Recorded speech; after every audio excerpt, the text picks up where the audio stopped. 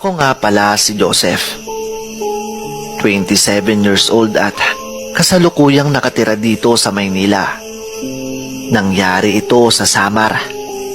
Noong bumisita kami ng mama ko doon.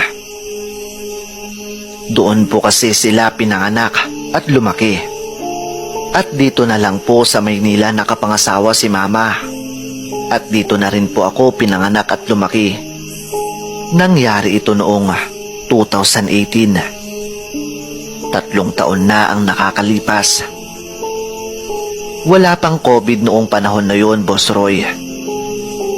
Sobrang excited ko noon dahil balita ko napakaraming pasyalan doon sa Samar.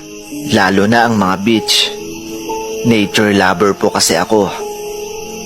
Kaya ganun na lang ako ka-excite noong nabanggit sa akin ni Mama na mamamasyal kami sa probinsya nila sa Samar. Tandang-tanda ko pa noong araw na aalis na kami ay may naiwan ako sa bahay na paborito kong dalhin tuwing may pupuntahan kami or may travel akong pupuntahan. Yun ay ang aking camera na Canon G7X. Magandang pang vlog kasi ito. At ito ang balak kong gamitin doon. Nakakainis nga, Sir Roy. Kasi halos 1 buwan daw kaming magbabakasyon sa Samar. Kaya ganun na lang ang inis ko noong maiwan ko ito. Nakahanda na kasi yun sa lamesa. Kaso sa sobrang excited ko, ay nauna na ako sa front seat ng kotse. Kaya di ko na na-priority ang camera. Balik na po tayo sa kwento. Nasa Samar na kami noon. Nasa biyahe kami papunta sa bahay na tutuluyan namin. At noong malapit na kami sa bahay, merong isang malapit na kainan doon. Sa una pa lang, ay nakaramdam na ako ng hindi maganda sa matandang may-ari na nasa tansya ko. Ay nasa edad 50 pataas. Napalingon kasi ako doon dahil maganda ang pagkakaayos ng karinderya niya at attractive ito sa mga turista at mga dayuhan gaya ko. Medyo maliwanag pa kasi noon. Mga 6:00 pa lang ng gabi. Kaya kita kami sa loob ng kotse. Parang nanlilisik ang mga mata nito na parang gagawa ng hindi maganda.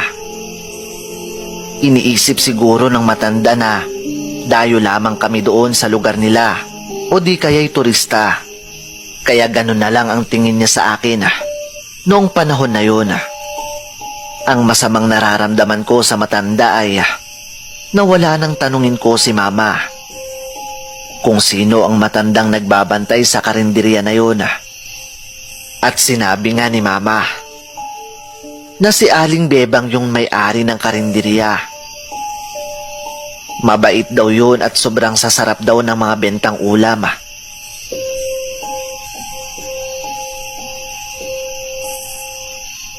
At talaga namang babalik-balikan daw ito. Sa sinabing iyon ni Mama, ay tila kilalang kilala niya ang matandang iyon. 2 araw ang nakalipas. Habang naglalaro ako ng Mobile Legends, tawagin ako ni Mama upang kumain sa karinderya ni Aling Bebang para mananghalian. Agad naman akong umuo dahil nabanggit ni Mama na masasarap ang ulam na binebenta doon. Sikat palang kainan ang karinderya ni Aling Bebang. Kaya nung kumain kami ng tanghalian ni Mama doon, ay talaga namang maraming taong kumakain dito. Lalo na sa mga galing sa biyahe o di kaya mga turista. Pagpunta namin doon sa karinderya, ay agad namang nagkamustahan ang dalawa, si Mama at si Aling Bebang. At pinakilala naman ako ni Mama sa kanya. Simula kasi nung pinanganak ako, hanggang sa edad 25 naman ako ni Mama sa kanya. Simula kasi nung pinanganak ako, hanggang sa edad 25, ay hindi pa ako nakakapunta dito sa Samar. Pero si Mama ay madalas umuwi doon. Pinakamatagal ang 1 taon para kay Mama. Habang nag-uusap sila Mama at si Aling Bebang, ako naman ay agad namili ng putahe na aking uulamin. Pinili ko ang paborito kong adobong baboy. Dahil masarap tignan at mamantika pa nga ito. Habang sarap na sarap kami ni Mama sa pagkain, nakatingin na naman sa akin si Aling Bebang. Nagtataka ako kung bakit ganun na lang ang tingin niya sa akin. Naalala ko tuloy noong bagong dating pa lang namin dito, ay ganun na ganun ang tingin niya sa akin. Agad kong tinapik si Mama. Mama, bakit ganun ang tingin sa akin ni Aling Bebang? Pabulong na sambit ko sa kanya. Agad namang lumingon ito kay Aling Bebang. Bakit, anong problema, anak? Hindi naman nakatingin si Aling Bebang sa'yo Kung ano-anong iniisip mo. Kumain ka na nga lang dyan. Sagot naman ni Mama sa akin. Pagka-uwi namin sa bahay, tinanong ko agad si Mama kung anong pagkakakilala niya kay Aling Bebang. At sinabi naman nitong hindi naman niya lubos kilala ang matanda. Kilala lang niya ito dahil sa magkalapit lang ang bahay nila. At isa pa ay sikat ang kanyang karinderya. Napaisip ako sa sinabing iyon ni Mama. Babanggitin ko sana ulit ang pagtitig sa akin ng matanda. Pero baka pagalitan lang ako at sabihing gumagawa lang ako ng kwento. Lumipas ang ilang araw, ay nagyaya ulit kumain si Mama sa karinderya. Kasama ang pinsan kong si Dadoy, anak ng kapatid ni Mama. Tinawag ko siya sa kwarto niya para tawagin na kumain sa karinderya. Nagulat ito sa aking sinabi. Bakit daw kami kakain sa karinderya?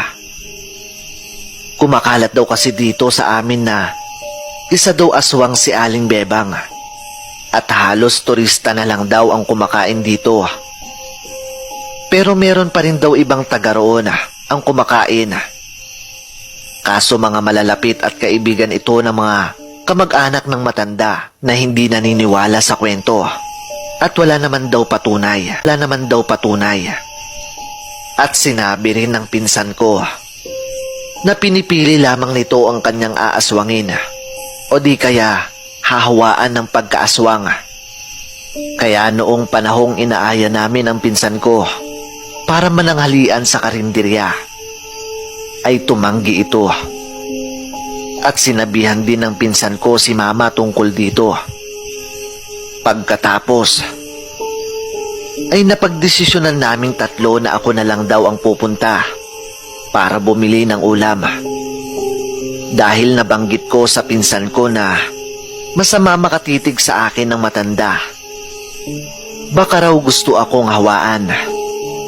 Dahil dyan ay magagawa naming patakan ng katas ng kalamansi ang ulam na aking bibilhin. Ang kalamansi daw kasi ang magbibigay ng tunay na anyo ng pagkain pag pinatakan ito ng katas ng kalamansi. At yun na nga, Boss Roy. Pagpunta ko ng karinderya, ay nanlilisik na naman ang tingin sa akin ng matanda. Kinikilabutan ako tuwing tinititigan ako ng ganito. Lalo pat mag-isa akong bumibili. Pinili kong bilhin ang paborito kong adobong baboy at tig-isang order ng pork humba at isang kalderetang alimango. Pagka-uwi ko sa bahay, ay agad namin itong pinatakan ng katas ng bunga ng kalamansi. Nangilabot at nagulat kami sa aming nakita nang biglang nagbago ang anyo ng ulam na aking pinamili. Dahil naging isang karne ng tao ang mga ito na may mga uod pa. Hindi ako makapaniwala na totoo pala ang mga aswang. Pero si Mama ay parang hindi masyadong nagulat. Dahil matagal na palang may alam sila mama patungkol sa mga aswang at kung ano-ano pang kababalaghan. Sa nangyaring iyon, Boss Roy, ay hindi na lamang ako pinapalabas ng bahay ni mama. Dahil sabi ng pinsan ko na kaya daw ako gustong aswangin ng matanda ay dahil sa dayo ako at wala akong alam patungkol sa mga aswang. Lalabas na lamang daw ako kapag kasama ko si mama o di kaya ang kapamilya namin.